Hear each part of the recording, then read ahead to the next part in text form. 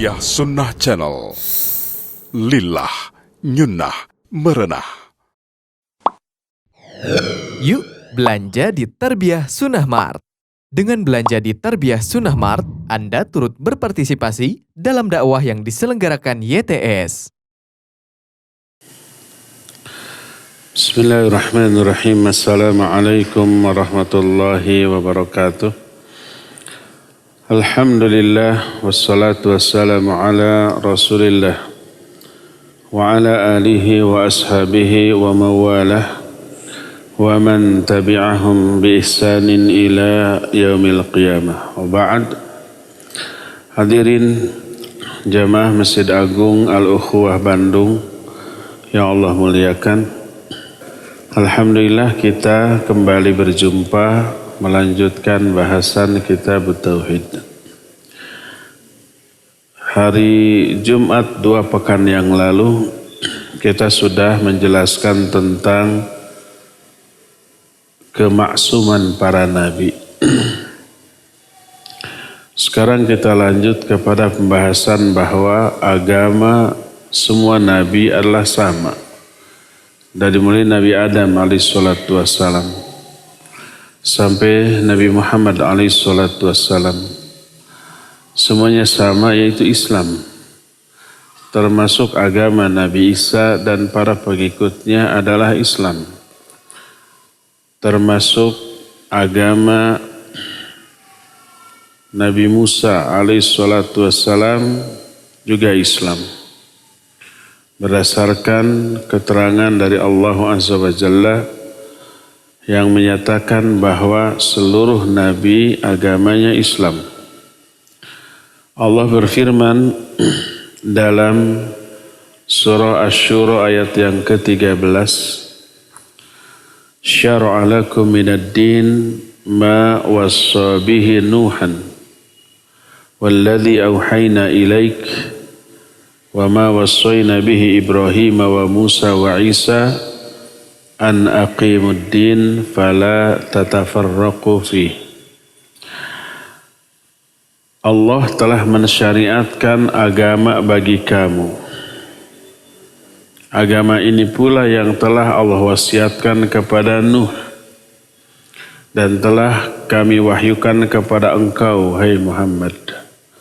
Agama ini pula yang telah kami wasiatkan kepada Ibrahim, kepada Musa, kepada Isa. Jadi semuanya agama sama. Lalu Allah berfirman, tegakkan oleh kamu agama ini dan jangan kamu berpecah belah di dalamnya. Ini menunjukkan agama para nabi yang tadi disebut itu adalah sama. Al-Mu'minun ayat 51 dan 52 juga menyatakan, Ya ayyuhar rusul, kulu minat thayyibat wa'malu sholiha. Inni bima ta'maluna alim. Wa inna hadhihi ummatukum ummatan wahidah wa ana rabbukum fattaqun. Hai para rasul, diseruan Allah kepada semua rasul sama. Makan oleh kalian dari makanan-makanan yang baik dan beramal solehlah kalian. Sesungguhnya aku maha mengetahui terhadap apapun yang kalian lakukan. Sesungguhnya umat kalian, hai para rasul, adalah umat yang satu, yang sama. Seluruh umat para nabi sama. Apa intinya, isinya? Ana rabbukum fattaqun, akulah Rabb kalian. Maka hendaklah kalian bertakwa hanya kepadaku. Dipertegas oleh sabda Nabi SAW dalam hadis sahih riwayat Imam Bukhari dan Imam Muslim dalam sahihnya, diterima dari Abu Hurairah radhiyallahu an, berkata Nabi alaihi salatu wasallam, inna ma'asyiral anbiya dinuna wahid wal anbiya'u ikhwatul allat. Sesungguhnya kami golongan para nabi, seluruh agama kami sama, yaitu Islam. Dan para nabi itu adalah saudara-saudara dari ibu yang berbeda. Maknanya ayahnya satu, tapi ibunya ada banyak. Saudara seayah, lahir dari rahim ibu yang berbeda, tapi dari ayah yang sama. Makna ayah di sini adalah tauhid. Seluruh nabi menyuruh kepada tauhid. Seluruh nabi mengatakan ya qaumi ibudullaha ma lakum min ilahin ghairuh. Para nabi menyatakan, wahai kaumku, tidak ada ilah yang lain yang layak disembah bagi kalian selain Allah. Maka sembahlah dia. Seluruh nabi mengatakan gitu. Semua nabi menyeru kepada tauhid. Tauhid inilah yang disebut dengan bapak dari ajaran yang dibawa oleh para nabi. Adapun ibunya berbeda-beda. Makna ibu di sini adalah syariatnya. Beberapa poin ketentuan antara satu nabi dengan nabi yang lain berbeda. Di zaman Nabi Musa, kalau orang berdosa mau tobat harus bunuh diri. Fatubu ila bari'ikum waqtulu anfusakum. Tobatlah kalian kepada Allah dan bunuh diri-diri kalian. Itu di zaman Nabi Musa. Syariatnya demikian. Di zaman Nabi Muhammad SAW, kalau mau tobat nggak boleh bunuh diri. Kalau tobat bunuh diri bukan menghapus dosa, malah nambah dosa. Di zaman nabi-nabi sebelumnya boleh menghormat kepada orang lain dalam bentuk bersujud. Malaikat disuruh sujud kepada Nabi Adam oleh Allah. Tapi dengan niat menghormat, bukan beribadah. Demikian juga Nabi Yusuf dan saudara-saudaranya bersujud kepada ayahnya. Saudara-saudara Nabi Yusuf bersujud kepada Yusuf dalam rangka menghormat. Saat itu dibolehkan. Tapi syariat di zaman Nabi SAW kalau mau menghormat kepada orang lain tidak boleh dengan cara bersujud. Berkata Nabi SAW, "Lau kuntu amiran ahadan ayyasjuda li ahadin, la amartul mar'ata litasjuda li zawjiha li admi haqqihi alaiha." Seandainya aku berhak menyuruh seseorang untuk sujud kepada orang lain, seandainya dibolehkan nih, pasti akan aku perintahkan para wanita untuk sujud kepada suami mereka masing-masing. Saking besarnya hak suami atas istri-istrinya. Kalau boleh disuruh sujud, tapi karena nggak boleh maka tidak diperintahkan. Maka syariat di zaman Nabi SAW melarang orang untuk sujud kepada orang lain sekalipun bukan untuk ibadah, tapi untuk menghormat, maka tetap tidak boleh. Kalau kekeh gimana? Menghormat dengan cara sujud. Apa syirik? Kalau niatnya menghormat tidak syirik. Tapi dia maksiat karena melanggar perintah Nabi SAW. Tapi kalau sujud dalam rangka beribadah, menyembah kepada sesama makhluk, syirik. Pelakunya musyrik, murtad, keluar dari Islam. Adapun kalau sujud dalam rangka menghormat, pelakunya tetap muslim, tapi muslim yang ahli maksiat. Adapun sujud bukan karena menghormat, bukan juga karena beribadah atau menyembah kepada sama makhluk, tapi ada keperluan, ada kebutuhan, maka dibolehkan. Seperti contoh umpamanya seorang anak duduk di kursi atau ibu ayahnya duduk di kursi lalu anak koinnya jatuh atau barangnya jatuh ke kolong kursi yang diduduki oleh ayahnya, lalu dia mau mengambil sambil apa? Sujud ya, ngadepong begitu, nongging di hadapan ayahnya. Itu mah ada hajah, ada keperluan. Maka bukan dalam rangka menghormat, bukan dalam rangka menyembah, tapi lil hajah, karena ada keperluan, maka boleh itu mah, tidak apa-apa. Seorang ibu melihat anaknya pakaiannya, celananya melorot ke bawah. Lalu oleh ibu diangsrodkan,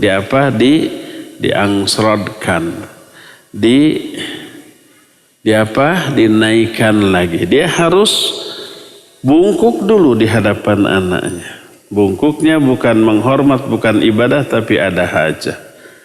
Atau mungkin anaknya didudukan di kursi, lalu oleh si ibu dipakaikan sepatunya, kaos kakinya. Posisi si ibu sampai tapak deku, sampai berlutut. Itu bukan dalam rangka menyembah, bukan dalam rangka menghormat, tapi ada keperluan. Maka boleh, nggak apa-apa kalau begitu mah.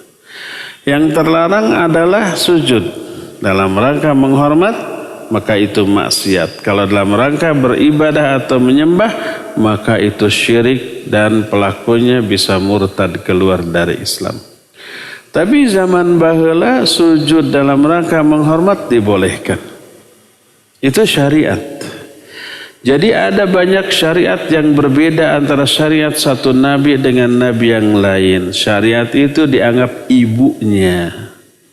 Ibu para nabi berbeda-beda, bapaknya satu.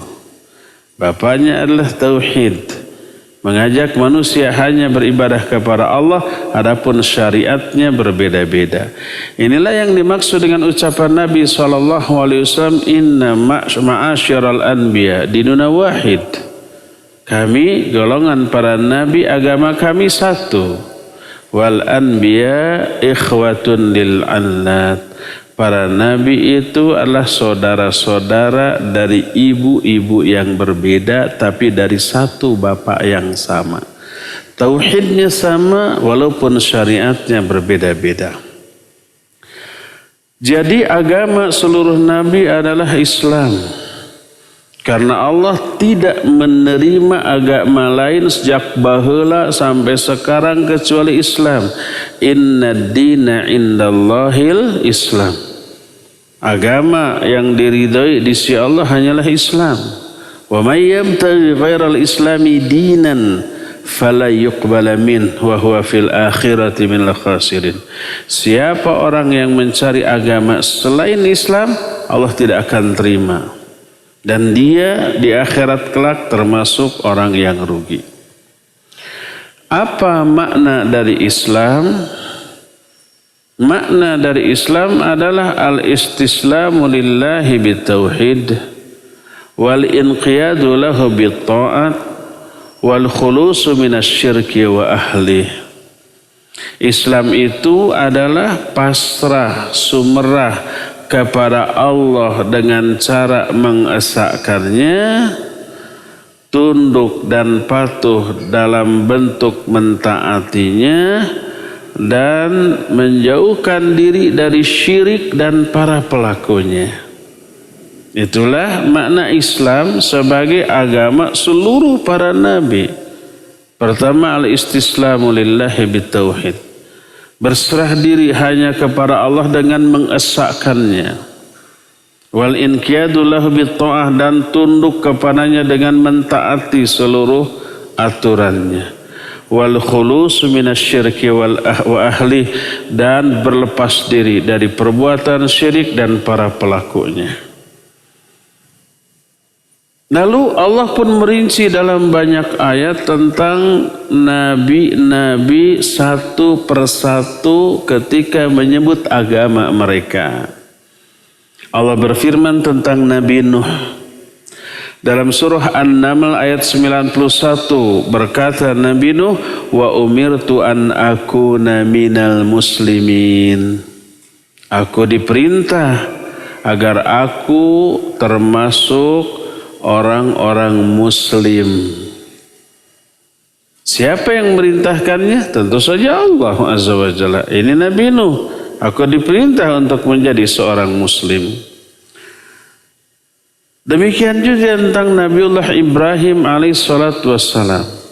Allah berfirman dalam surah Al-Baqarah 131. Idh qala lahu rabbuhu aslim. Qala aslamtu li rabbil alamin. Ingat, ketika Allah berfirman kepada Nabi Ibrahim, Islamlah kamu. Maka berkata Nabi Ibrahim, aslamtu li rabbil alamin. Aku Islam kepada Rabbul alamin. Kepada penguasa semesta alam. Kepada Allah. Islam kepada Allah maknanya berserah diri kepada Allah. Tunduk dan patuh kepadanya dengan mentaati seluruh aturannya. Menjauhkan diri dari syirik dan para pelakunya. Berfirman Allah tentang Nabiullah Musa alaihissalatu wassalam yang Allah tuangkan dalam surah Yunus ayat 40 ayat 84. Kata Allah, wa qala tentang Nabi Musa ya, wa qala Musa ya qaumi in kuntum amantum billah fa'alaihi tawakkalu in kuntum muslimin. Berkatalah Musa kepada kaumnya, hai kaumku, kalau kalian benar-benar beriman kepada Allah, maka bertawakallah kalian hanya kepadanya kalau kalian benar-benar muslim. Kalau muslim sebagai aplikasi nyata dari keimanan kalian kepada Allah, tawakallah hanya kepada Dia. Nabi Musa dalam ayat ini menyatakan pemeluknya adalah orang-orang muslim yang harus bertawakal hanya kepada Allah Azza wa Jalla. Termasuk Nabi yang diklaim sebagai anak Allah. Yaitu siapa? Nabi Isa alaihi salatu wassalam. Beliau muslim. Pengikut-pengikut setianya juga muslim. Bukan Kristen. Allah berfirman dalam surah Al-Maidah 111. Wa idh auhaitu ilal hawariyina an aminu bi wa bi rasuli qalu amanna washhad bi annana muslimun. Kata Allah, ingat ketika aku mewahyukan kepada kalangan Hawariyin melalui Nabi Isa. Hawariyin ini siapa? Para sahabat Nabi Isa. Manusia terbaik di kalangan umat Nabi Isa.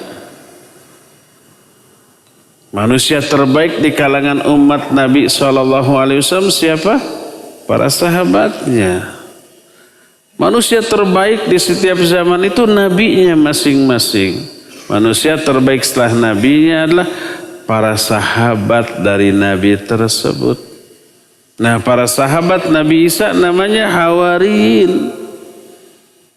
Kata Allah, ingat ketika aku mewahyukan kepada Hawariyin melalui Nabi Isa, an aminu bi wa bi rasuli, hendaklah kalian semua beriman kepadaku dan kepada utusanku yaitu Isa. Berkatalah Hawariyin, amanna, kami beriman, washhad bi annana muslimun, dan saksikan bahwa kami adalah orang-orang muslim. Pengikut setia Nabi Isa adalah orang-orang muslim. Demikian juga firman Allah di dalam surah Al-Maidah secara umum menyatakan seluruh nabi adalah muslim. Kata Allah dalam Al-Maidah ayat 44, yahkumu bihan nabiyuna alladzina aslamu lilladzina hadu. Kata Allah Azza wa Jalla, telah menghukum dengan kitab Allah seluruh para nabi yang semuanya sudah Islam. Seluruh nabi sudah Islam. Berkata Allah Azza wa Jalla tentang kerajaan Saba, Ratu Bilqis, ketika diberi surat oleh Sulaiman, kemudian berkata Ratu Bilqis tersebut setelah tunduk dan patuh kepada Sulaiman, menyaksikan kebenaran sikap dan ajaran Nabi Sulaiman. Berkata Ratu Bilqis, Rabbi inni zalamtu nafsi wa aslamtu ma'a Sulaiman lillahi rabbil alamin. Ya Allah, aku telah zalim kepada diriku sendiri. Sebelumnya kan mereka dan bala tentaranya menyembah kepada matahari. Dimata-matai oleh burung hudhud. Oh, mereka penguasa yang dahsyat dengan kekuatan pasukan yang besar. Sayang menyembah matahari. Padahal kerajaannya sejahtera. Tapi kok tidak menyembah Allah? Lalu diberi surat oleh Nabiullah Sulaiman. Kemudian ringkasnya cerita, tunduk dan patuh kepada Sulaiman. Berkata Ratu Bilqis, Rabbi inni zalamtu nafsi wa aslamtu ma'a Sulaimana lillahi rabbil alamin. Ya Allah, aku telah zalim kepada diriku sendiri. Dan sekarang aku Islam bersama-sama Sulaiman kepada Allah Rabbul Alamin. Dan banyak lagi ayat-ayat lain yang menunjukkan para nabi sebelumnya seluruhnya agamanya sama, yaitu Islam. Karena makna Islam adalah al-istislamu lillahi bitauhid wal inqiyadu lahu bitta'at wal khulusu minasyirki wa ahli. Islam itu pasrah kepada Allah dengan cara mentauhidkannya, tunduk dan patuh kepadanya dengan cara mentaati aturannya, dan membersihkan diri, menjauhkan diri dari perbuatan syirik dan para pelaku dari syirik tersebut. Semuanya Islam, dan itulah makna Islam. Jadi nama agama ini tidak dinisbatkan kepada nama orang yang menyebarkannya atau kepada tempat asal penyebaran agama itu. Beda dengan agama-agama lain, rata-rata dinisbatkan kepada orangnya atau kepada tempat tumbuh berkembangnya agama tersebut. Kita tahu ada agama Zoroaster, nisbat kepada Zarathustra. Kita tahu ada agama Kristen, nisbat kepada Kristus. Agama Yahudi nisbat kepada Yehuda. Agama Hindu nisbat kepada Hind, India. Agama Buddha nisbat kepada Buddha Siddhartha Gautama. Semua agama lain nisbat kalau enggak ke orang, ke tempat. Adapun Islam tidak dinisbatkan kepada nama orang yang menyebarkannya, namanya Muhammad sallallahu alaihi wasallam. Islam ke Muhammad jauh, nggak ada hubungan dari segi kata dan maknanya. Atau tidak ada nisbat ke tempat tumbuh berkembangnya agama ini, Mekah atau Madinah, tidak. Islam ke Mekah, ke Madinah itu nggak ada hubungannya dari segi kata dan makna. Karena Islam bukan agama bikinan manusia. Islam bukan produk akal manusia, produk budaya suatu tempat atau satu komunitas. Tidak, Islam ini wahyu dari Allah Subhanahu wa Ta'ala, bukan bikinan orang yang namanya Muhammad bin Abdullah alaihi salatu wasallam, bukan, tapi wahyu dari Allah Subhanahu wa Ta'ala. Walhasil Islam adalah agama seluruh para nabi.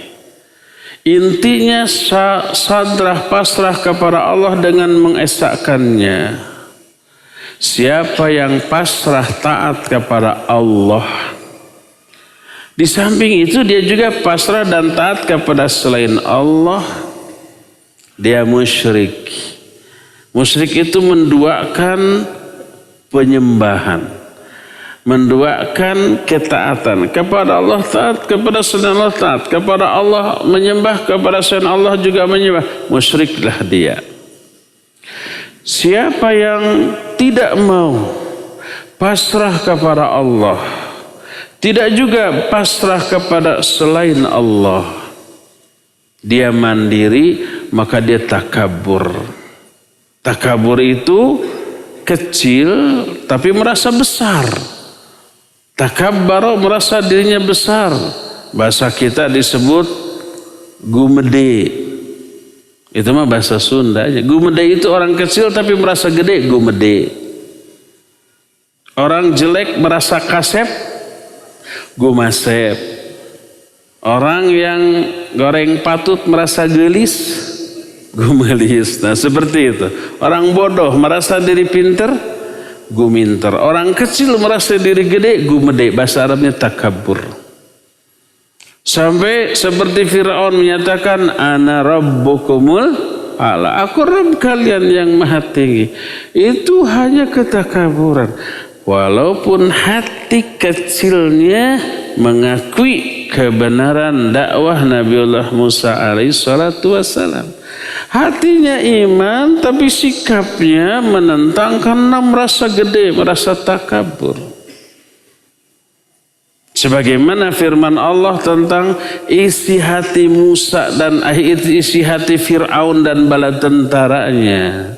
Saya tadi mengatakan hati Fir'aun mengakui, bukan perkiraan saya tapi wahyu Allah. Dalam Al-Quran Allah menyatakan wajahadu biha wastaiqanatha anfusuhum zulman wa uluwa. Mereka menentang kepada dakwah Nabi Musa. Wastaiqanatha anfusuhum, tapi hati-hati mereka meyakini kebenarannya. Kalau kita tahu hati Firaun, enggak, tapi Allah yang tahu.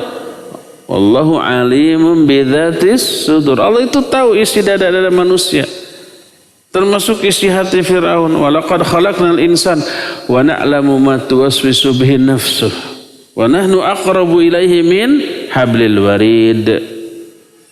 Kami yang menciptakan manusia dan kami tahu apa yang dibisikkan oleh hati-hati mereka. Kami lebih dekat kepada mereka daripada urat leher mereka sendiri. Allah tahu. Makanya Allah bongkar tuh keyakinan Fir'aun. Wajahadu biha. Fir'aun itu dan bala tentaranya menolak dakwah Nabi Musa. Wastaiqanatha anfusuhum. Hati-hati mereka meyakininya. Kenapa? Zulman wa uluwa. Karena zalim dan merasa diri tinggi. Sombong, takabur. Sampai mengatakan, ana rabbukumul a'la. Aku Rabb kalian yang paling tinggi. Jadi yang tidak mau taslim, pasrah, sadrah, sumrah kepada Allah karena ketakaburan. Islam kepada Allah mencakup pertama mentauhidkan Allah dalam beribadah. Kedua wa ayyuta'a wahdah. Taat hanya kepada Dia. Taatnya dalam bentuk gimana? Bi ayyuta'a fi kulli waqtin bi fi'li ma umira bihi fi dzalikal waqt. Taatnya itu dengan melaksanakan atau mentaatinya di setiap waktu dengan mengerjakan apa yang diperintahkan di waktu tersebut atau di zaman tersebut atau di rentang waktu tersebut, bisa bulanan, bisa tahunan. Seperti contoh umpamanya, di awal-awal Islam, kaum muslimin ketika sholat bukan menghadap ke Ka'bah. Kiblatnya itu Baitul Maqdis di Palestina. 6 bulan tuh. Setelah sholat menghadap Baitul Maqdis, turun ayat yang memerintahkan kaum muslimin sholat dengan berkiblat ke mana? Ke Ka'bah. Walaupun dua perbuatan ini berbeda. Satu ke Baitul Maqdis, satu ke Ka'bah, tapi dua-duanya atas perintah Allah. Dua-duanya Islam. Ketika 6 bulan pertama sholat menghadap Baitul Maqdis, itulah amalan dari ajaran Islam yang tidak diterima sholat selain ke Baitul Maqdis di kala itu. Tapi ketika turun perintah untuk menghadap ke Ka'bah di Mekah sebagai kiblat di dalam sholat, maka wajib semuanya taat atas perintah Allah tersebut. Lalu menghadaplah ke kiblat, ke Mekah, karena di sanalah Ka'bah sebagai kiblatnya kaum muslimin. Jadi kaum muslimin para sahabat di 6 bulan pertama menghadap Baitul Maqdis, itulah Islam. Setelah 6 bulan berlalu, lalu diperintahkan ke Ka'bah yang ada di Mekah, itulah juga Islam. Dua-duanya tidak keluar dari Islam, walaupun ketika sholat menghadapnya berbeda karena waktu berbeda. Maka agama adalah ketaatan. Ketika 6 bulan pertama sholat menghadap Baitul Maqdis, itu ibadah kepada Allah. Setelah itu sholat menghadap ke Ka'bah, itu ibadah kepada Allah. Kalau saat itu 6 bulan pertama menghadap ke Ka'bah, nggak sah. Kalau sekarang menghadap ke Baitul Maqdis juga tidak sah, karena perintahnya sudah berbeda dari Allah Azza wa Jalla. Ya, berdasarkan hal itulah maka seluruh agama para nabi sama, satu, yaitu Islam, sekalipun syariatnya ada yang berbeda satu sama lain, tapi perbedaan syariat tersebut memang berdasarkan ketetapan Allah yang berlaku di waktu itu. Allah Azza wa Jalla telah mensyariatkan satu perintah di waktu tertentu karena hikmah tertentu. Lalu di waktu yang lain memerintahkan perintah lain karena hikmah yang lain lagi. Maka mengamalkan amalan yang mansukh sebelum ada nasikh adalah ketaatan kepada Allah. Bingung apa tidak? Ulangi. Mengamalkan amalan yang mansukh sebelum ada nasikh adalah ketaatan. Yang mansukh itu yang dihapus. Yang nasikh yang menghapus. Mengamalkan amalan yang sudah dihapus, tapi penghapusnya ini penggantinya belum ada. Belum dimansukh, berarti kan, maka ketika belum dihapus, belum dimansukh, dilakukan, maka itulah ketaatan. Contohnya sholat tadi, di 6 bulan pertama kaum muslimin sholatnya menghadap ke Baitul Maqdis, ke Palestina, ke Masjidil Aqsa sana. Maka itu ketetapan satu, belum dimansukh, belum dihapus ketetapan itu, dan belum ada penggantinya. Maka mengamalkan hal itu adalah ketaatan dan bagian dari agama ini. Sebaliknya, bila orang tetap berpegang teguh kepada ajaran yang sudah dimansukh, padahal sudah ada nasikhnya, ajaran yang sudah dihapus padahal sudah ada penggantinya, maka keluarlah dia dari ketaatan. Karena amalan tersebut sudah dihapus dari syariat ini. Sebagai contoh yang tadi itu, kalau ada orang sekarang masih menghadap Baitul Maqdis ketika sholat, tidak sah, dan itu bukan bagian dari agama. Gak bisa berhujah, dulu juga para sahabat 6 bulan pertama ke sana. Iya baheula eta mah. Itu aturan yang dulu sudah dihapus, ada penggantinya ke Ka'bah.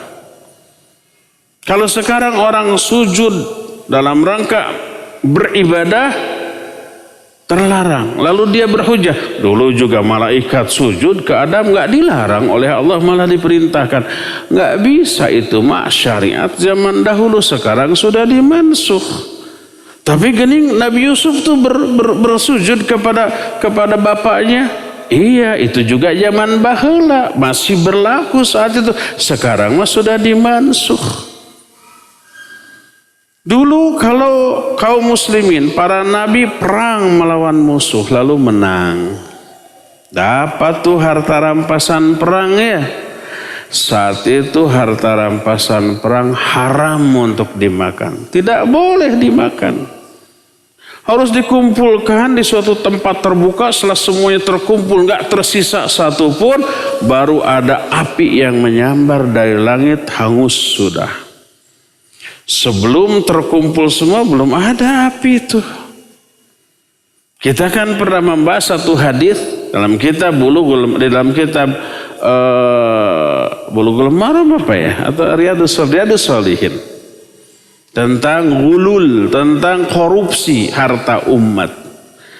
Dahulu zaman Nabi itu, Nabi zaman bahula perang dibagi kepada beberapa regu pasukan, menang.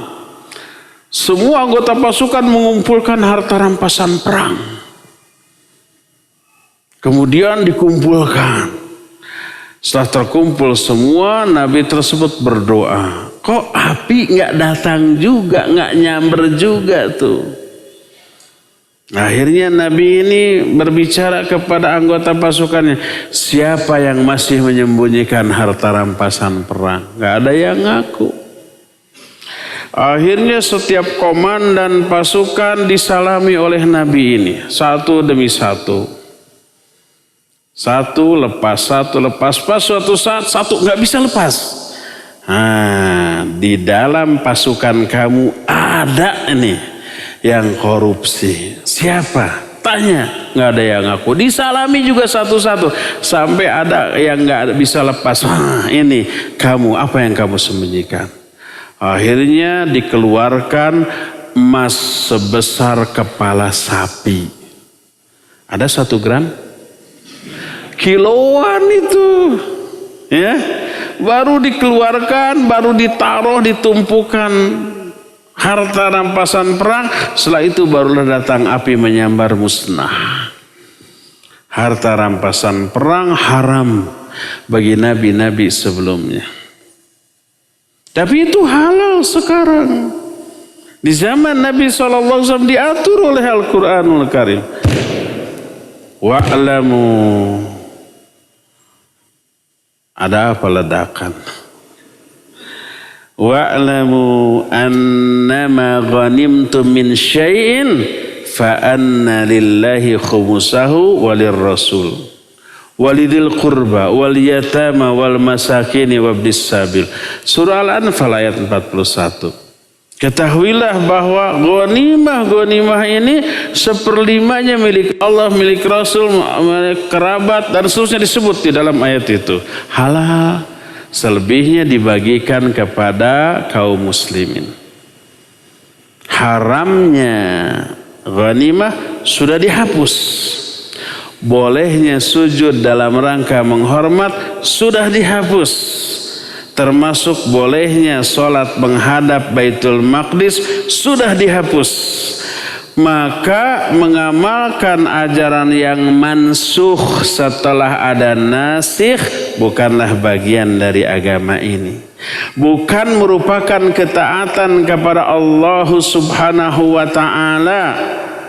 Maka disebutkan oleh para ulama, faman tamassaka bil mansukh wa tarakan nasikh falaysa huwa ala dinil Islam wala huwa muttabi'un li ahadi minal anbiya walihadza kafarul yahud wan nasara li'annahum tamassaku bisyar'in mubaddal mansukh.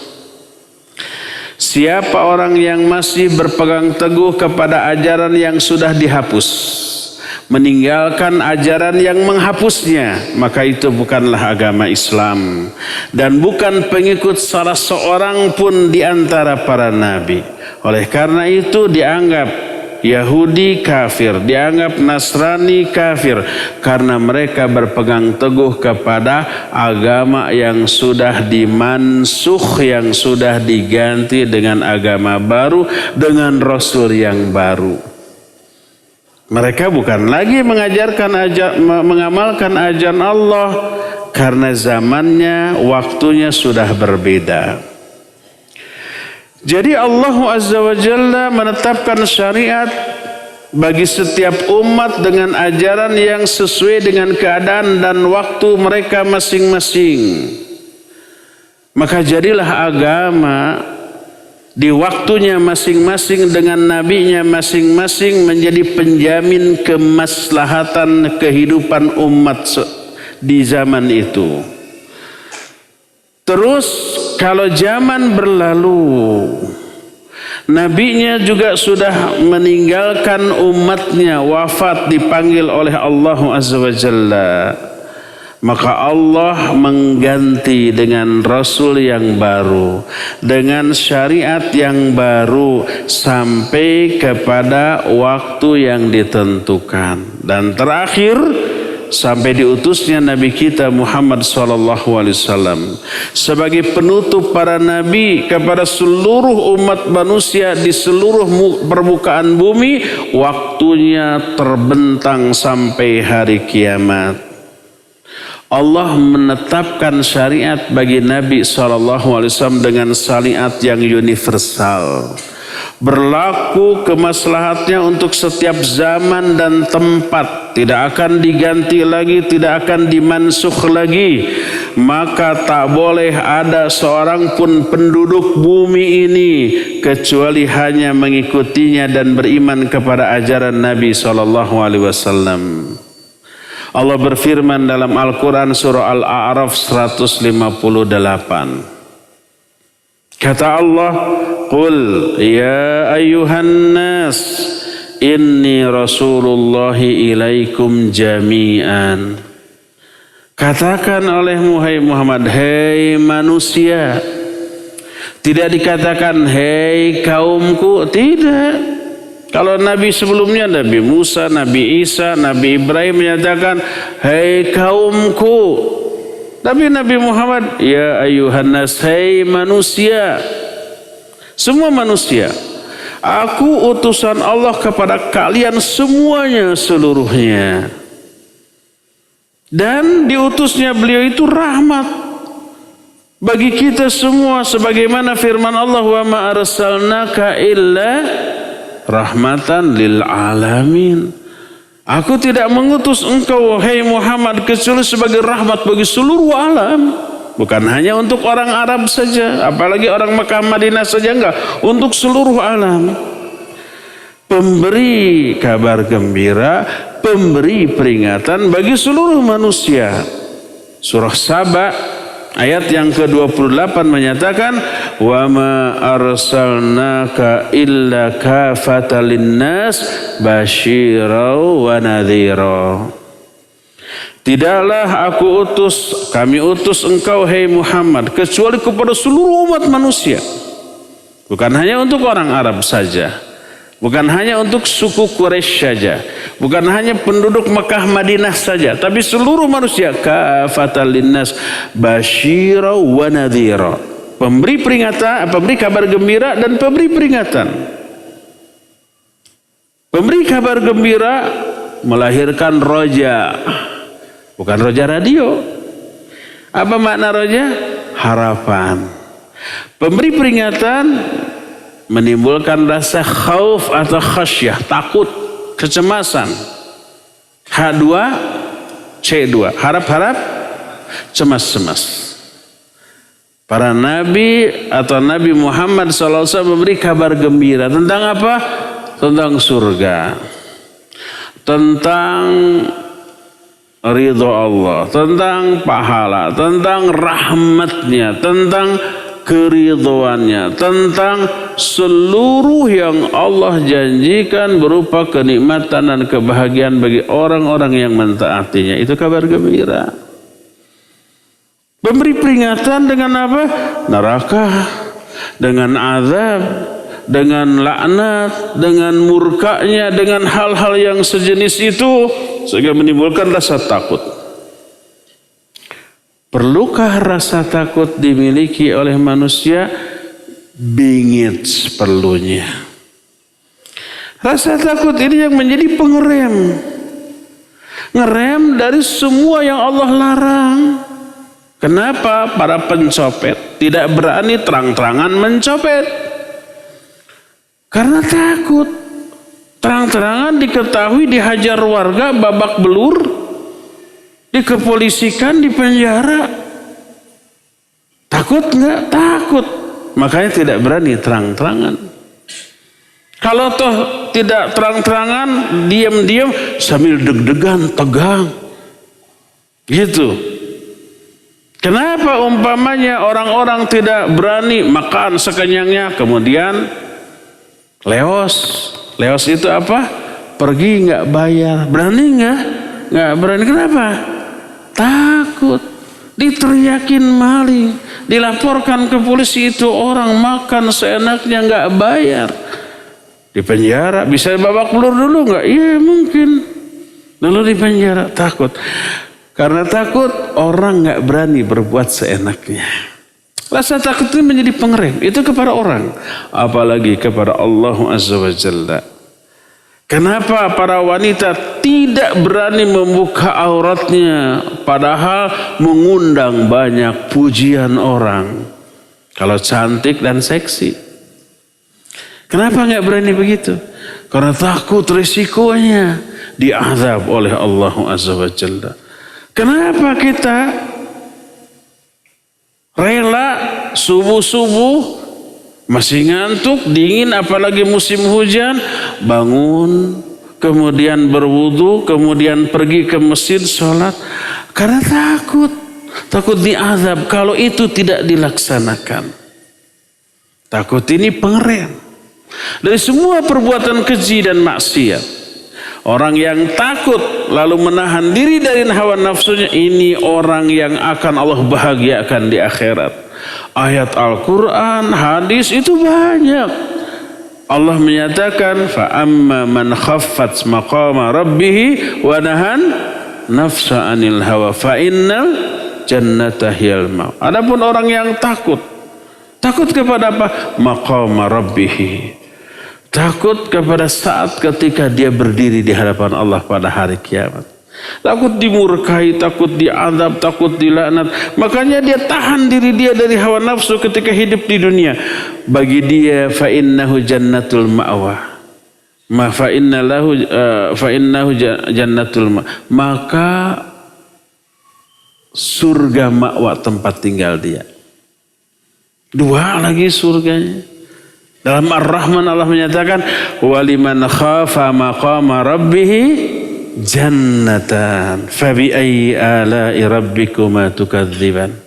Bagi orang yang takut kepada Allah lalu dia menahan diri itu, bagi dia ada dua surga tuh. Ya. Rasulullah sallallahu alaihi wasallam bersabda, la yalijun nara man baka min khasyatillah. Tidak akan masuk ke dalam neraka orang yang menangis karena takut kepada Allah Azza wa Jalla. Jadi rasa takut itu luar biasa. Efek positifnya kepada manusia. Maka dengan adanya rasa takut, dia tunduk, taat, patuh, setia, pasrah, sadrah, sumrah kepada Allah Azza wa Jalla. Inilah fungsi Nabi sebagai nadhir, pemberi peringatan. Allah berfirman, "Wa ma arsalnaka illa kafatan linnas basyira wa nadhira." Tidaklah kami mengutus engkau kecuali kepada seluruh manusia, pemberi kabar gembira, pemberi peringatan. Memberi kabar gembira menimbulkan motivasi, support, karena diberi berita gembira, siapa yang taat diberi rahmat, siapa yang taat diberi keridhaan Allah, siapa yang taat diberi bidadari surga, siapa yang taat disediakan istana yang megah di surga dengan segala macam kenikmatan. Itu memberi dorongan nggak untuk beramal? Iya. Tidak hanya dorongan, ada ancaman. Siapa yang tidak taat diancam, diazab. Maka dua, apanya? Daya dorongnya. Satu, karena adanya motivasi untuk beramal. Satu, karena ada ancamannya untuk dihukum. Menghindari hukuman dan semangat untuk meraih apa yang dijanjikan. Ini motivasi yang ganda, memberikan dorongan yang luar biasa besarnya untuk taat, beriman dan beramal soleh. Allah pun berfirman dalam surah Al-Ahzab ayat yang ke-40. Kata Allah, "Makana Muhammadun aba ahadim min rijalikum walakinna Rasulullah wa khataman nabiyyin." Muhammad itu bukan bapak salah seorang di antara kalian, tapi beliau adalah utusan Allah dan nabi penutup. Utusan penutup, nabi penutup. Gak ada rasul lain, gak ada nabi lain. Kalau ada yang ngaku nabi atau rasul, baik personal atau lembaga, dusta, bertolak belakang baik dengan ayat dengan hadis. Dalam hadis riwayat Imam Ahmad dengan sanad yang sahih, berkata Nabi SAW, innar risalata wan nubuwata qad inqata'at fala rasula ba'di wala nabiyya. Sesungguhnya tugas kerasulan dan tugas kenabian benar-benar sudah terputus. Maka tidak ada lagi rasul setelah aku dan tidak ada lagi juga nabi.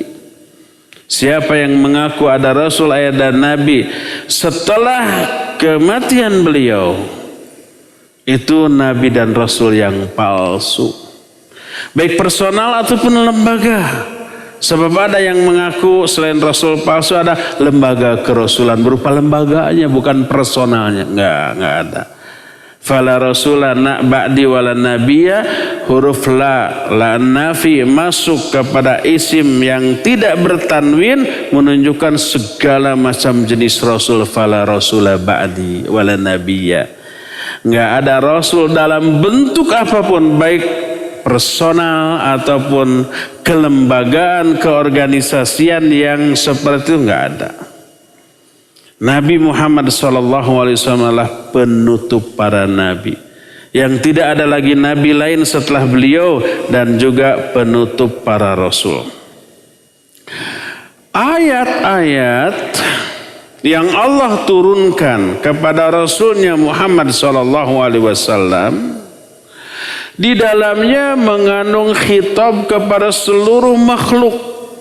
Khitab itu ditujukannya ucapan dalam ayat itu kepada seluruh makhluk, jin dan juga manusia, walaupun beda jenis, ada laki ada perempuan, beda bangsa, ada negara ini ada negara itu, ada bangsa Arab ada bangsa Ajam, ada bangsa, ada kulit putih, ada kulit hitam, ada kulit bule ataupun yang lain-lainnya.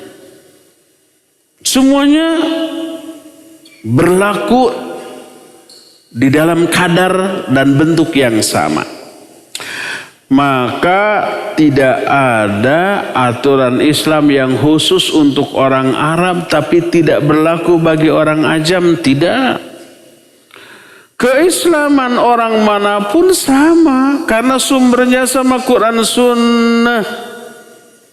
Islam di Arab, Islam di Indonesia, Islam di Amerika, Islam di kutub, semuanya pasti sama. Karena Islam itu wahyu dan bukan budaya, dan tidak dipengaruhi oleh budaya setempat.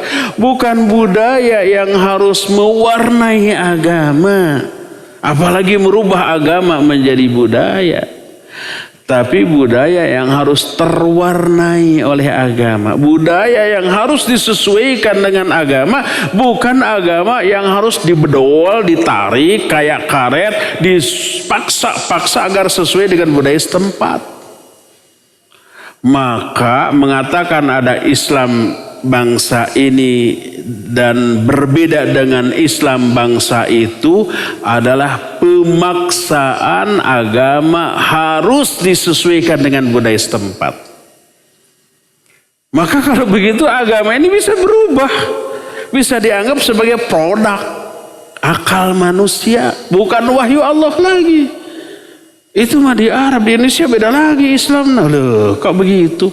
Ada Islam Nusantara, nanti ada Islam Sunda, ada Islam Jawa, ada Islam Bugis, ada Islam Batak. Karena budayanya beda-beda harus disesuaikan tuh. Semua agama, semua Islam harus disesuaikan dengan budaya masing-masing. Jadi Islam itu berbeda-beda. Nggak akan bersatu tuh kalau begitu mah ya.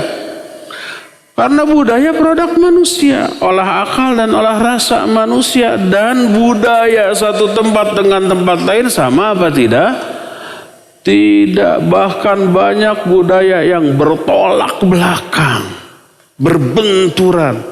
Satu perbuatan di budaya tertentu disebut menghormat, di budaya lain disebut menghina. Coba umpamanya, pegang jenggot orang Sunda, dagunya dipermainkan. Kalau dia lagi pegang golok bisa langsung dicabut, goloknya itu bisa langsung ditebas tuh. Karena dianggap apa? Menghina. Makanya menghina dalam bahasa Sunda disebut asa dicoogado, serasa dagunya dipermainkan, itu menghina. Tapi kalau mengulus jenggot dilakukan ke orang-orang Timur Tengah, lagi marah, dijenggut jenggotnya, syukron ya akhi ya habibi. Senang mereka. Bertolak belakang enggak itu? Ya, bertolak belakang. Itu budaya tuh. Sekarang agama Islam mau dibedol, dipaksa, ditarik, disesuaikan dengan budaya setempat. Enggak bisa, terbalik. Bukan produk akal manusia yang menjadi patokan utama, lalu agama sebagai wahyu Allah harus disesuaikan dengan kehendak budaya. Sebaliknya dong, budaya yang harus disesuaikan dengan agama Islam, budaya yang harus terwarnai oleh Islam, bukan sebaliknya. Karena budaya adalah produk manusia, sedangkan agama ini adalah wahyu dari Allah Subhanahu wa ta'ala. Jadi seluruh ayat dan hadis ditujukan kepada seluruh makhluk, jin dan manusia. Walaupun jenis kulitnya berbeda, warnanya maksudnya. Suku bangsanya berbeda, bahasanya berbeda, warna kulitnya berbeda, budayanya berbeda, maka seluruh istilah Islam, kafir, fasik, muslim, munafik, dan yang seterusnya itu berlaku untuk seluruh bangsa, seluruh warna kulit, seluruh budaya. Itu sama, karena sumbernya sama. Tidak bisa ini kalau orang Arab yang menyatakan begini atau yang melakukan begini pahala. Kalau orang Jawa mau bisa berdosa. Nggak bisa, sama. Perbuatannya sama, dihukumi sama dalam ajaran Islam. Ya, dari sinilah kita mengetahui bahwa Al-Quran dan As-Sunnah berlaku universal. Bagi seluruh zaman, seluruh tempat, seluruh bangsa dan suku bangsa, seluruh manusia dengan bahasa yang berbeda, warna kulit yang berbeda, adat istiadat yang berbeda, seluruhnya diberlakukan aturan Al-Quran dan As-Sunnah kepada mereka. Tapi bukankah Al-Quran itu diturunkannya dengan lisan orang Arab? Betul, Al-Quran diturunkan dengan lisan orang Arab hanya li ajli tabligh, dalam rangka hanya untuk menyampaikan. Karena yang diutus, Nabi yang diutusnya orang Arab, jadi pertama kali ya tentu saja Nabi ini yang harus menyampaikan ke tengah kaumnya, pertama kali ke lingkaran terdekat. Kemudian melalui sahabat-sahabatnya, melalui murid-muridnya, Islam ini disampaikan, disebarkan kepada seluruh umat. Walaupun sampai ke keluar dari kalangan bangsa Arab. Allah memerintahkan Islam ini pertama kali disampaikan ke tengah kaumnya, kemudian disampaikan ke lingkungan yang lebih jauh lagi, maka disampaikannya Islam pertama kali kepada lingkungan orang Arab, bukan kekhususan agama ini khusus untuk mereka, wa innama litadarruj fit tabligh, tapi untuk melalui tahapan-tahapan dalam menyampaikan agama ini. Tahapan pertama tentu saja ke lingkungan yang terdekat kan, keluarga dulu. Nabi Muhammad SAW sebelum diperintahkan mendakwahi orang umum, keluarga dulu. Setelah keluarganya didakwahi, ada yang menerima, ada yang menolak. Kalau toh masih ada yang menolak, ya tidak berarti stag dakwah di sana, enggak. Di keluarga Nabi SAW ada yang menolak dakwahnya, ada. Pamannya siapa? Musuh besarnya Abu Jahal, Abu Lahab itu masih kerabatnya. Ada yang menolak tidak berarti terhenti dakwah di sana. Nggak boleh dulu keluar. Toh anggota keluarganya ada yang belum terdakwah, enggak, lanjut. Terus ke lingkaran tetangga-tetangganya, ke suku bangsanya, keluar suku bangsanya, keluar kota Mekah sampai hijrah ke Madinah, kemudian menyebar. Dakwah awal ke orang Mekah, ke keluarganya bukan khusus untuk mereka, tapi dalam rangka melaksanakan dakwah secara bertahap. Maksud dari semua uraian tadi adalah bahwa agama para nabi alaihi wassalatu wassalam satu, yaitu Islam. Dengan makna mengikhlaskan, memurnikan ibadah hanya untuk Allah Azza wa Jalla. Melarang dari perbuatan syirik, kufur dan fasad. Sekalipun syariatnya berbeda-beda, tergantung dari situasi dan kondisi, sampai ditutup ini agama dengan diutusnya Rasul terakhir, yaitu Muhammad sallallahu alaihi wasallam. Yang risalahnya umum untuk seluruh makhluk, jin ataupun manusia, orang Arab ataupun orang Ajam, dan terbentang waktunya sampai tiba hancurnya alam jagat raya. Maka Islam setelah kelahiran Nabi SAW dan setelah wafatnya beliau tidak pernah berubah, tidak diganti, apalagi dihapus, dimansuh. Dan Islam ini selalu maslahat diterapkan di setiap tempat, di setiap zaman, di setiap waktu, di setiap kondisi dan situasi.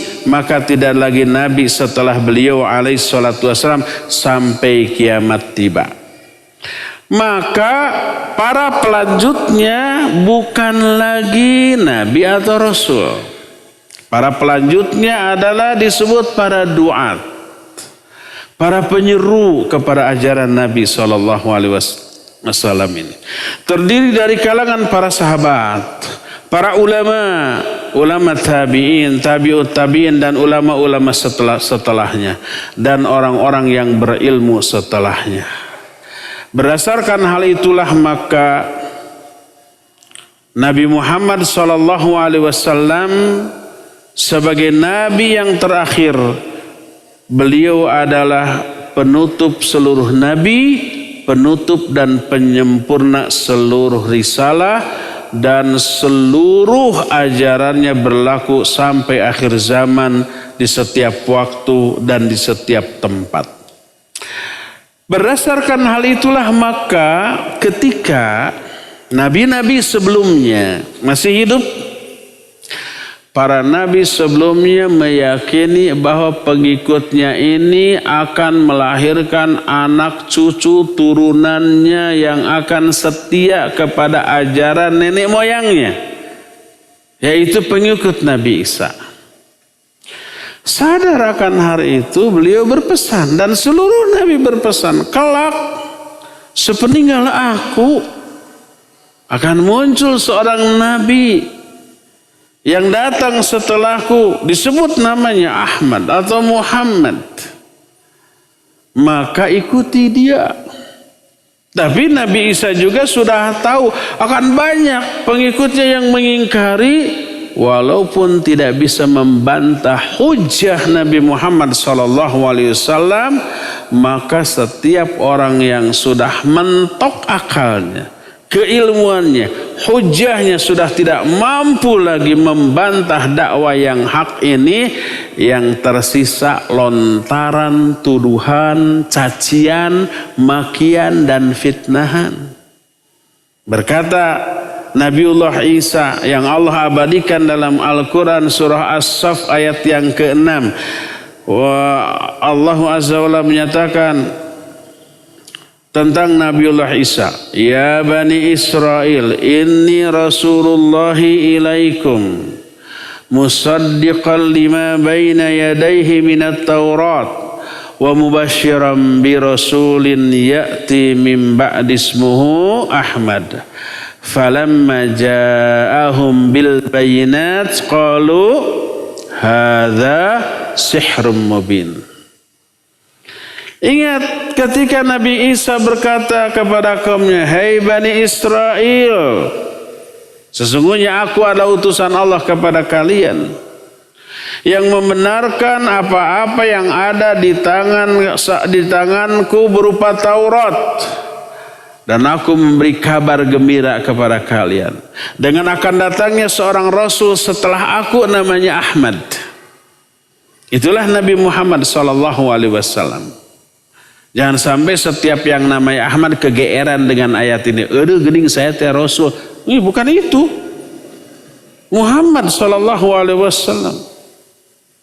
Falamma ja'ahum bil bayinat, ketika Rasul akhir zaman yang namanya Ahmad atau Muhammad ini datang dengan membawa keterangan yang jelas, mereka menuduh hadza sihrun mubin, ini sihir yang hebat. Jadi ketika kapabilitas ilmiahnya mentok, nggak bisa lagi membantah kebenaran dakwah, itulah karakter orang-orang yang seperti itu. Tuduhan yang terlontar, dituduhlah person yang menyampaikan dakwah ini, tuduhan itu. Nabi SAW dituduh apa? Tukang sihir. Hanya karena beliau bisa melakukan sesuatu yang tukang sihir juga nggak bisa melakukan. Hebat sihirnya, bisa membelah bulan dari kejauhan kan? Tuh belah bulan, dibelah dengan isyarat dengan tangannya dan benar-benar terbelah dua. Sihirnya hebat. Bukannya tunduk dan patuh dan percaya, tapi nuduh tukang sihir, nuduh pendusta, nuduh gila, nuduh pemecah belah persatuan bangsa Arab, nuduh ini dan nuduh itu. Tuduhan biasanya terlontar setelah ilmunya mentok, tidak bisa lagi membantah kebenaran dakwah. Dan ini terus menurun tuh kebiasaan itu. Sampai zaman sekarang kalau ada orang yang berdakwah kemudian hujahnya jelas, tidak bisa terbantah lagi, dituduh, oh ini antek Yahudi, oh ini antek-anteknya Zionis, oh ini digaji oleh pihak orang kafir, gajinya sebulan sekian juta. Tuduhan itu. Dan itu tasyabahat qulubuhum. Allah menyatakan hati, prinsip, cara berpikir mereka sama dengan orang-orang kafir. Ketika dakwah dengan hujah yang nyata, tidak terbantah secara ilmiah, yang terlontar hanyalah apa? Tuduhan. Seperti yang dilakukan oleh semua penentang dakwah para nabi, melontarkan tuduhan kepada nabi yang tuduhan itu jauh panggang dari api, jauh dari kebenaran. Mengatakan nabi pendusta adalah sesuatu yang bertolak belakang dengan kenyataan, karena semua orang tahu beliau orang yang paling jujur. Yang menggelari nabi dengan sebutan Al-Amin siapa? Orang kafir Quraisy sebelum beliau diutus menjadi nabi. Menuduh beliau dengan sebutan tukang syair, jauh dari kenyataan beliau bukanlah tukang syair.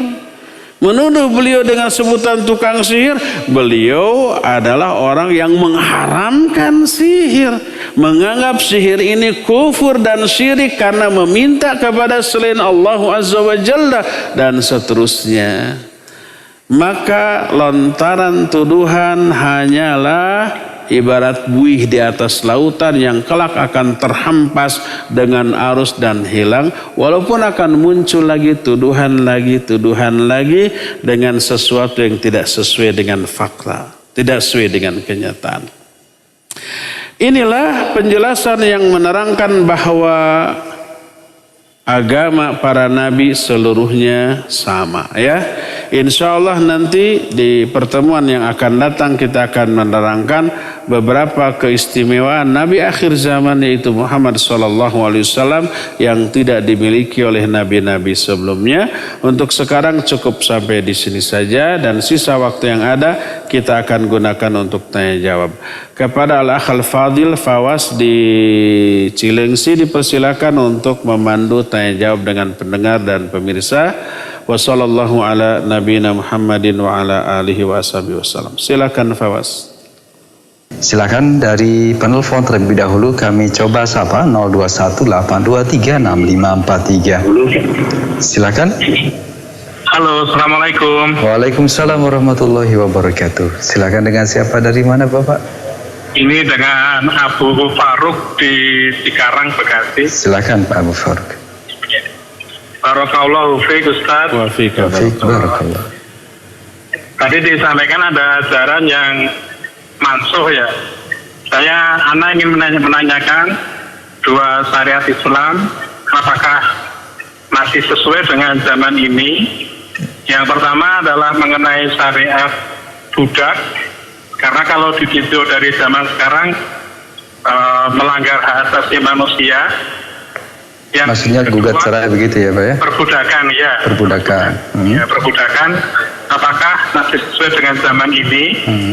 Yang kedua adalah menikahi wanita ahli kitab. Bagi laki-laki muslim diperbolehkan untuk menikahi perempuan ahli kitab Yahudi dan Nasrani. Sementara madorotnya itu sangat besar, karena nanti bisa melahirkan anak-anak yang non-muslim ngikutin agama ibunya. Nah, bagaimana dengan dua hal ini? Iya. Katakan baik. Syukran wa jazakallahu khairan. Wa iyyakum barakallahu. Assalamualaikum warahmatullahi wabarakatuh. Waalaikumsalam warahmatullahi wabarakatuh. Terima kasih Bapak Abu Faruk. Silahkan Ustaz. Iya, Pak Abu Faruk di Cikarang, Bekasi. Barakallahu fik. Ada dua bagian dari syariat Islam, apakah sudah mansukh atau belum? Pertama, perbudakan. Yang keduanya adalah menikahi wanita ahlul kitab, ya, yang dahulu dihalalkan. Pertama, tidak ada ayat atau hadis yang memansuh syariat perbudakan. Tapi ayat-ayat dan hadis yang mengatur perbudakan seluruhnya menggiring kepada pembebasan perbudakan. Dilihat dari pertama, syariat Islam melarang setiap orang untuk memberi tugas kepada budaknya melebihi kemampuannya. Memerintahkan mereka untuk berbuat lemah lembut dan sebaik-baik muamalah kepada budaknya. Kalau ada pelanggaran syariat, baik melakukan hubungan suami istri di siang hari di bulan Ramadan, salah satu dendanya adalah perbudakan. Ada sumpah yang dilanggar, salah satu dendanya adalah bebaskan perbudakan. Kemudian apabila seorang suami melakukan zihar kepada istrinya, bersumpah bertekad tidak akan menggauli istrinya, lalu ketika akan menggauli istrinya, salah satu syaratnya adalah bebaskan perbudakan. Lalu Allah pun menyatakan membebaskan budak itu sebaik-baik amal dan seterusnya. Itu semuanya menunjukkan upaya Islam untuk membebaskan status perbudakan. Kenapa tidak langsung dihapus? Karena Islam pertama datang ketika sistem perbudakan begitu kuat berurat akar di tengah kehidupan manusia saat itu. Itu pertama. Kedua, sistem perbudakan tidak mustahil akan muncul kembali suatu saat. Kalau umpamanya status atau syariat yang mengatur perbudakan sudah dihapus, lalu muncul kembali sistem perbudakan, maka umat Islam akan kehilangan tuntunan. Dan perbudakan lahir dari akibat terjadinya peperangan. Pihak yang kalah, yang masih hidup ditawan, diperlakukan sebagai budak. Kalau mau merdeka harus ditebus sama keluarganya atau kaumnya. Atau dia sendiri harus menebus dirinya dengan sejumlah uang yang disepakati. Kalau enggak, ya menjadi budak. Itu sudah menjadi kesepakatan bersama sejak baheula. Lahirnya perbudakan itu dari sana. Apakah peperangan akan mungkin muncul? Pasti suatu saat muncul. Sekarang juga beberapa negara banyak mengalami peperangan dengan negara lain. Bukankah sekarang ada PBB, ada HAM, ada segala macam? Sampai kapan itu bertahan? Suatu saat tak mustahil seluruh organisasi kemanusiaan dunia itu bubar sudah. Terjadi peperangan yang melibatkan banyak negara sudah tidak berlaku lagi. Lalu yang kalah diperbudak, muncul lagi perbudakan. Dan hadis-hadis tentang akhir zaman mengisyaratkan kelak perbudakan ini akan terjadi lagi. Sebagaimana hadis Jibril yang dikenal tentang Islam, iman, ihsan, lalu bertanya tentang hari kiamat. Islam dijawab, lahirlah rukun Islam. Bertanya tentang iman, dijawab, lahirlah rukun iman. Ditanya tentang ihsan, dijawab, anta'budallah ka'annaka tarah, fa illam takun tarah fa innahu yarak. Lahirlah rukun ihsan. Lalu ditanya, akhbirni anis sa'ah. Beritahukan kepadaku tentang hari kiamat, kapan kiamat terjadi. Itu pertanyaan malaikat Jibril kepada Nabi SAW. Oleh beliau dijawab, mal mas'ulu anha bi'alama minas sa'il. Orang yang ditanya tidak lebih tahu dari yang bertanya, sama-sama enggak tahunya. Lalu Jibril bertanya, fa akhbirni an amaratiha. Kalau begitu coba terangkan tanda-tandanya, tanda kiamat. Lalu beliau menjawab, salah satunya adalah antalidal amatu rabbataha. Kalau ada seorang hamba sahaya wanita melahirkan tuannya. Ini tanda kiamat. Berarti ini akan terjadi di akhir zaman. Belum tentu zaman kita mengalami, belum tentu, tapi nanti di akhir zaman. Para ulama ketika menerangkan hadis ini mengisyaratkan hadis ini menerangkan di akhir zaman kembali akan terjadi perbudakan. Dan perbudakan lahir akibat adanya apa? Perang. Nanti budak wanita berdasarkan nas ayat dan hadis yang sahih halal digauli oleh tuannya yang laki-laki. Ayatnya jelas dalam surah Al-Mu'minun, dalam surah Al-Ma'arij Allah menyatakan dengan lafaz yang sama, walladzina hum li furujihim hafizun illa ala azwajihim aw ma malakat aymanuhum fa innahum ghairu malumin. Orang mukmin itu orang yang memelihara faraj-faraj mereka kecuali kepada dua orang.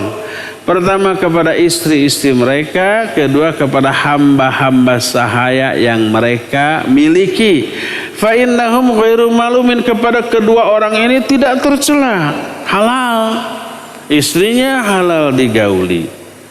Budak wanitanya juga halal digauli. Al-Ma'arij juga lafadznya sama begitu. Hadis yang sahih Nabi SAW menyatakan, man tazawwaja imra'atan aw ishtara jariyatan falyakhudh bin nasiyatiha. Siapa orang yang menikahi seorang wanita atau membeli seorang hamba sahaya wanita, dibeli itu, maka pegang ubun-ubunnya. Sudah dibeli menjadi milik bagi suaminya.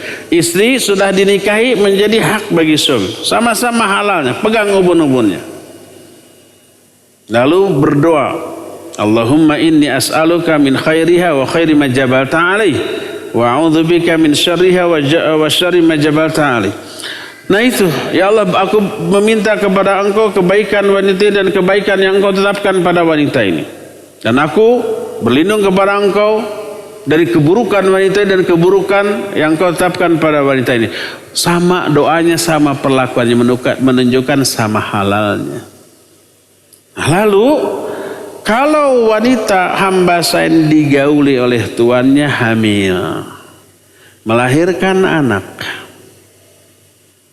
anaknya merdeka dan dinisbatkan kepada ayahnya, kepada tuannya, tapi status ibunya tetap hamba sahaya. Ini yang disebut dalam ilmu fikih dengan sebutan umul walad. Nah, sehingga anaknya menjadi tuan bagi ibunya. Ibunya tetap hamba sahaya. Anaknya menjadi orang merdeka.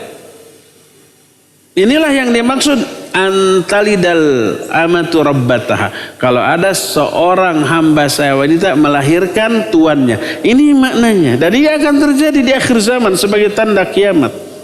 Islam tetap mengatur. Ayat dalam surah Al-Mu'minun dan surah Al-Ma'arij tadi tidak dimansuh, tidak dihapus. Itu kelak akan berlaku lagi ketika peradaban manusia kembali memberlakukan sistem perbudakan. Islam aturannya sudah jelas, sudah lengkap dan tidak dimansuh. Tapi aturan Islam menggiring pada sikap memperlakukan budak seperti manusia biasa. Tidak boleh dizalimi, tidak boleh diberi tugas melebihi kemampuannya, tidak boleh diabaikan hak-haknya dan dikondisikan untuk dibebaskan. Kalau ada aturan Allah yang dilanggar, hukumannya bebaskan budak. Kalau ada amalan yang paling baik, bebaskan perbudakan. Dan seterusnya begitu. Membebaskan budak adalah infak yang luar biasa besarnya. Tidak sekedar secara ekonomi, tapi juga secara kemanusiaan. Yang berbeda nilainya dengan infak dalam bentuk uang. Kalau uang hanya secara ekonomi, tapi dengan membebaskan perbudakan ya secara ekonomi karena budak memiliki harga dan mahal. Ya juga secara kemanusiaan. Nilainya double. Oleh karena itu sistem perbudakan tetap tidak dihapus. Tapi kan sekarang tidak ada perbudakan. Ya alhamdulillah. Tapi apakah yakin sampai akhir zaman tidak ada lagi perbudakan? Enggak. Hadis-hadis yang ada mengisyaratkan di akhir zaman kelak kembali terjadi sistem perbudakan. Tapi bukan umat Islam yang membuat dan menciptakannya. Bukan. Pasti bangsa lain yang kemudian Islam mengatur dengan aturan yang amat memanusiawikan para budak tersebut. Inilah poin yang pertama. Poin yang kedua ini menghabiskan seluruh waktu yang tersisa, satu pertanyaan ya. Apakah juga dimansuh tentang halalnya wanita ahlul kitab untuk dinikahi? Mengingat sangat banyak madarat yang timbul kalau orang Islam menikahi wanita ahlul kitab, Yahudi atau Nasrani ya. Ini juga sama, tidak ada ayat atau hadis yang memansuhnya. Adapun kalau madarat, adanya madarat dalam suatu amalan tidak menjadikan amalan tersebut dimansuh hukum asalnya. Karena apa? Jangankan ke ahlul kitab, ke sesama muslim menikahi wanita muslim, tapi wanita muslim itu fasik, matre, duniawi, tidak mementingkan agama, tapi dia masih sholat. Bagus nggak untuk dinikahi? Nggak bagus. Bakal liar nih suaminya. Ya, akhlaknya dipastikan yang seperti itu tidak akan mengikuti syariat Islam. Nggak bagus untuk dinikahi. Halal nggak kalau dinikahi? Halal, tetap boleh. Berkata Rasul sallallahu alaihi wasallam, tunkahul mar'ah li arba'in. Wanita umumnya dinikahi karena 4 hal. Di jamaliha, wali hasabiha, wali maliha, wali diniha. Pertama karena kecantikan. Kedua karena harta. Ketiga karena kehormatan keluarga, karena kebangsawanannya gitu, karena pangkatnya, karena jabatannya. karena status sosialnya yang tinggi, dan yang keempat karena agamanya. Umumnya alasan laki-laki menikahi wanita karena 4 hal ini. Salah satu di antara 4. Lalu advis, nasihat, tuntunan dari Nabi apa? Fadfar bidatid taribat siadak. Nikahi wanita karena agamanya. Jangan karena kecantikannya, jangan karena hartanya, jangan karena gelarnya, jangan karena status sosialnya, pangkat jabatan, kekuasaan, jangan. Tapi nikahi karena agamanya. Kalau enggak, kalian rugi. Kalau enggak, kalian akan menderita. Kalau enggak, kalian akan terjerumus ke dalam murka Allah Azza wa Jalla. Menikahi wanita karena harta, karena kecantikan itu buruk, berisiko. Tapi apakah haram? Kalau menikahinya berarti berdosa? Tidak. Sah. Tetap bernilai ibadah. Cuma berisiko dalam kehidupan dunia sampai ke akhirat. Kalau tidak memilih karena agamanya. Itu juga berlaku bagi menikahi wanita-wanita ahlul kitab. Hukum asal tetap boleh halal. Tidak dianggap berzina setelah melakukan akad. Tapi berisiko, iya betul berisiko. Apa resikonya? Resikonya ya kebayanglah ya awet tapi rajit gitu. Kedua, nanti anaknya akan berebut atau giliran anak pertama ikut bapaknya agamanya, anak kedua ikut ke ibunya. Terus begitu. Ketika Ramadan, ketika Idul Fitri, ketika mau umroh dan haji, berbeda keyakinan. Aduh, liur lah. Ya pasti berisiko ya. Sama juga berisiko menikahi wanita muslim yang matre, wanita muslim yang fasik, wanita muslim yang tidak menomorsatukan agamanya. Hukum asal tetap boleh, halal dan tidak dianggap berzina. Tapi kalau resikonya sangat buruk, ya. Tapi tidak menghapus kehalalan dari segi hukumnya. Wallahu a'lam bishawab. Ya, cukup ya sampai di sini saja. Insyaallah kita akan lanjut di hari Jumat yang akan datang. Subhanakallahumma bihamdik asyhadu an la ilaha illa anta astaghfiruka wa atubu ilaik. Walhamdulillahirabbil alamin. Wassalamualaikum warahmatullahi wabarakatuh.